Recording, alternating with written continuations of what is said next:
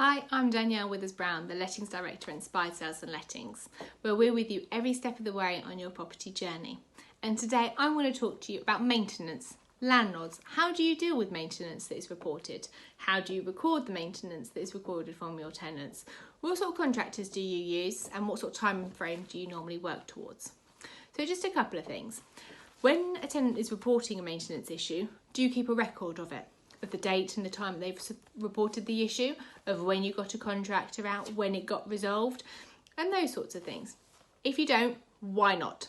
Reason being is you want to make sure that you are fully protecting yourself against any future claims possibly that the tenant can action towards you. You want to make sure that as soon as the tenant reports an issue, you date stamp it and time it on a record somewhere that you hold for that specific property, and it is there documented, and you want to get as much detail as possible from the tenants in order to get the right contractor out. Once you've sent the contractor around and they've carried out the repairs, you obviously also date stamp it and time it to confirm that the issue has been resolved and it has all been sorted.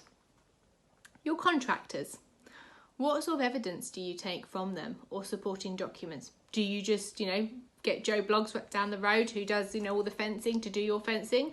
What if there's a problem and it comes back and there's a claim against you for, for problems done to further neighbouring properties? What you want to do is make sure that you're fully protecting yourself.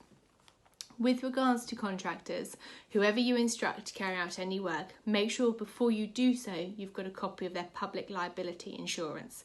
So should there be any problems, you are fully protected against this. Time frame. What's a suitable time frame would you say is to deal with necessary maintenance?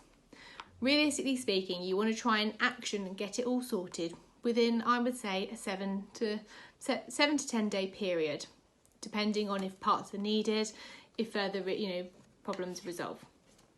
Like I said, I'm here to talk to you about a couple of maintenance things. If you would like to know more, please give myself a call. Danielle from Inspired Sales and Lettings.